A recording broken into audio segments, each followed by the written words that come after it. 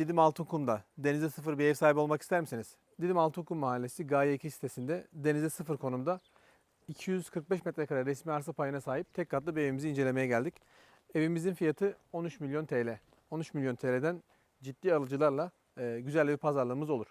Evimiz denize sıfır. Denize sıfır diyorum. Neden? Bakın denizle aramız hemen 100 adım. Arada görünen arsa birinci derece sit ve hazineye ait. Buraya herhangi bir yapı gelmiyor. Evimizin bahçesi şu anda kullanılmadığı için böyle bakımsız görünebilir. Ama tabii buraya bakmak lazım. Ev sahibi evi gözden çıkarmış. O yüzden kendisi gelmiyor. Ev bir yıldır da boş kullanılmıyor. Fiyatı tekrar söylüyorum. Fiyatımız 13 milyon TL. Didim Altınkum Mahallesi Gaye 2 sitesindeyiz. Burada 240 metrekare resmi arsa payına sahip bir evimizi tanıtmaya geldik. Evin konumu çok güzel. Didim Yeşilkent bölgesinde burası. Denize yani sadece 100 adım mesafedeyiz. Buranın kendine ait bir koyu var. Koya dışarıdan giriş, yani sitenin içerisinden girişler kapatılıyor. Yazın araç girişine kapalı. O yüzden dışarıdan pek fazla gelen yok. Yani sitenin içerisinde araç gezmesin diye o da kapatılıyor. Normalde kıyı kanunları gereği sahilleri kapatamıyoruz tabii ki de. Ama araç girişine kapandığı için dışarıdan gelenler sahili kullanamıyor. Şimdi durum bu şekilde. Sitenin kendine ait bir restoran kafesi var. Dediğim gibi plajı var, plajda şezlongları vesaire var. Buranın sitenin çevre düzenlemesini yapan ve burada 24 saat görevli 2 tane de çalışanlar var. Sitenin aidatı da 600 TL. Yani 600 TL diyebiliyorum en son değişmediyse. Ama çok bir fark da olmaz. Dediğim gibi 240 metrekare bir arsa payımız var. Bakın şurada denize çıkışımız da var aslında. Orayı da gösterelim. Şimdi yandakileri de çok rahatsız etmeden. Bakın şöyle. Şurada bir denize çıkış kapımız da var. Bu denize birinci sıra evlerin hepsi şöyle yürüyüş yollarından denize gidebiliyor. Sitenin normal site içerisinde parke yollardan da denize gidişimiz var. Drone görüntülerinde onları da inceleyeceksiniz.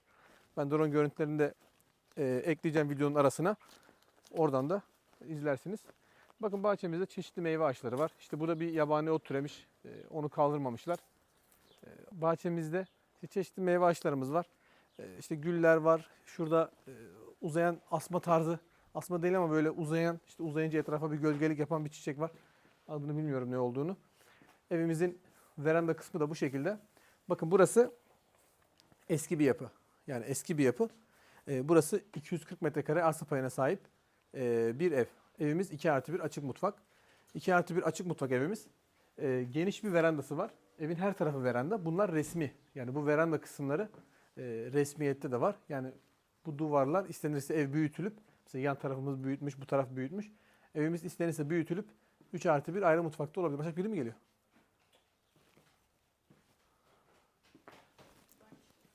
Tamam. Şimdi bu veranda alanlarımız hepsi resmiyette kapalı alan olarak ruhsatı işli. Yani bu ev şu anda 2+1 açık mutfak. Eğer bize küçük gelir derseniz sitenin çoğunda tadilat görmüş evler var. Mesela yan tarafımızda şöyle hemen sadece ucunu gösterebilir miyiz? Bakın mesela yan tarafımız evini tadilat yapmış ön kısma doğru. İyice gösterebiliriz aslında. Şu an bahçede kimse yok. Eğer birilerini rahatsız etmiyorsak. Bakın burası evini tadilat yapmış. Evi 3+1 ayrı mutfak olarak. Yani bu pergoleyi bak beni göster. Bu pergoleyi komple öne almışlar. Evi 3+1 ayrı mutfak olarak yapmışlar. Yani tadilattan korkmayalım. Burası yani 1-2 milyon lira bir parayla çok çok güzel bir hale getirilebilir. Ama şu anki durumuyla da ev kullanılabilir durumda zaten. Şöyle evin yanından dolanalım mı? Şöyle evin yan tarafından arka bahçeyi de görerek evin içerisine doğru girelim. Evin içerisi küçük. Evin içerisi 2+1 açık mutfak. O yüzden evde çok vakit kaybetmeyeceğiz. Evin dışarısı daha çok güzel. Yani buradaki tatil köyü havasını almamız lazım. Buradaki evlerin bir de hepsinin altında böyle bir sığınak var. Ayrıyeten onu da belirteyim. Yine bakın bakımı olmadığı için böyle toprak görünüyor. Ama buralara mesela bir çim ekilse buranın havası komple değişir. İşte bakın burada güller var. Burada bir limon ağacı mı bu? Burada bir ağacımız var. Orada bir limon ağacı var. İşte burada zeytin ağacımız var. Yine burada giriş kısmında çok güzel bir ağacımız var. Renkli pembe. Evimizin arka bahçesi de bu kadardı. Bakın şurada da yine çok güzel bir renkli ağacımız var. Burada bir gülü var. Yine sağ tarafındaki şeyi görebiliyor muyuz? Başak Hanım. Sağ tarafımızdaki bakın bu zeytin de. İşte bunlara bakılması lazım. Bakılınca çok daha güzel olacaktır. Evin girişi bu şekilde. Bakın evin girişi buradan. Şu evin girişini bak şuradan girişten. Evin bahçesi buradan bu şekilde. Arka bahçesi de gayet geniş. Şimdi bu ağaçların dalları sizi yanıltmasın. Bunların temizlenmesi lazım. Temizlenirse tabii daha geniş bir alan görünecektir. Evimizin giriş kısmındaki bu veranda alanı burada. Yani bu kısım evin girişi. Yani tadilat yapılırsa burası büyütülmesi de olur. Şuradan bir çelik kapı girişi falan yapılır. Tadilatın nasıl olduğunu merak edenler mutlaka olacaktır. Bende buranın bir tadilat projesi var. 3+1 ayrı mutfağa çevriliyor. Bu kısım komple salon mutfak şeklinde. İçerideki salonu oda yapıyoruz. Yani bunun tadilatı nasıl olacağı, neye dönüşeceği bizde bunun bir projesi veya bir taslak diyelim. Bizde var. Maliyetleri de biz çıkardık. İsteyen olsa WhatsApp'tan gönderirim. Bakın evimizin verandasından içeriye doğru giriyorum. Burada sürgülü pimapenlerimiz var. Burada bir kepengimiz var. Evin içerisine doğru girdiğimizde şimdi bunlar dediğim gibi ev kullanılmadığı için bunlar normalde şezlonglar dışarıdaydı. Ben tekrar çıkarmadım. Çünkü kullanılmıyor ev. Kullanılmadığı için onları tekrardan çıkarmaya gerek yok. Burası evimizin salonu. Bu da mutfak kısmı. Salon mutfak kısmını burası 25 metrekare bir alan. Yani salon ve mutfağı 25 metrekare. Evimizin içerisi 2+1 açık mutfak bir ev.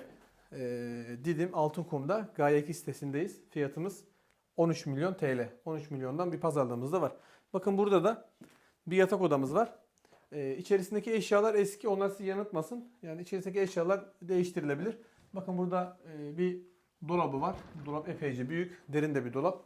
Burada bir makyaj aynamız var. Bunun hepsi görünüyor değil mi? Tamam. Şimdi bir tane de odamız var. Ona da bakalım. Burada da tek kişilik bir yatağımız var. Yine bir gardırobumuz var. Bu yatak yani şu alan gayet aslında genişliği iyi. Buraya 2 kişilik de bir yatak olabilir. Ama şu anda tek kişilik yatak kullanılmış. Şurada bir banyomuz var. Banyoyu gösterelim mi? Bakın banyomuz da bu şekilde. İçeri girebilirsin. Şöyle içeri komple bir gösterelim. Banyomuz bu şekilde. Evimizin şu anki durumu bu. 2+1 açık mutfak. İstenirse ev bu şekilde de kullanılabilir. Yani evin kullanıma engel bir durum yok. Zaten mutfak tekrardan bir elden geçmiş. Ama ben istemem, işte tadilat yapmak istiyorum derseniz de 1,5-2 milyon TL bir parayı gözden çıkarmak lazım. Bakın şu verandadan görünen manzaraya bakabiliyor muyuz? Bak şöyle kamera zoomlar mı oraya doğru? Bakın şu verandadan görünen manzara çıplak gözle çok daha iyi görünüyor. Biz geniş açıyla çektiğimiz için yani zoom dediğimiz normal X1'i alıyoruz. Yani çok güzel bir manzara var. Evle deniz arasındaki arazi 1. derece sit. Bakın orayı ben şu görünen arazi, şu aradaki boştaki arazi 1. derece sit ve devlete ait, hazineye ait bir arsa. Denizle zaten kıyı kanunları gereği 100 metreye kadar, yani kıyıdan 100 metreye kadar inşaat yapılmıyor. Zaten ondan sonra da çok küçük bir yapı kalıyor. Yani buranın önüne bir yapı gelme durumu yok.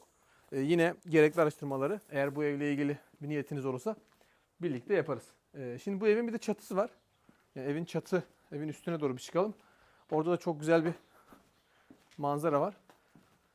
Burası bu arada tadilat yapılırsa evin mevcut tek katlı durumu değişmiyor.